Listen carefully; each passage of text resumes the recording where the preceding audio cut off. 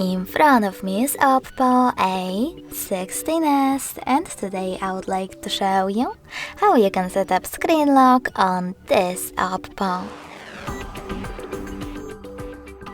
First of all, go into Settings.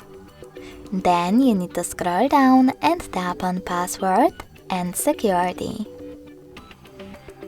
Now tap on Lock Screen Password over here and tap on Continue after 5 seconds.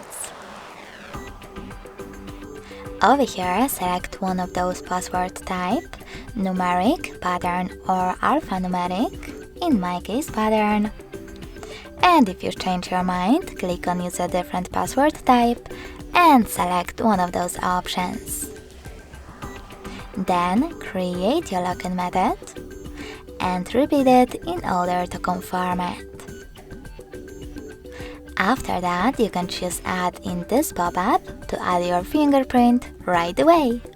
If you don't want to do that, just tap on Cancel. So now when I switch off my screen and then switch it back on, I can see that pattern is now required. Thanks so much for watching. If you enjoyed this video, leave a like, comment and subscribe. Bye!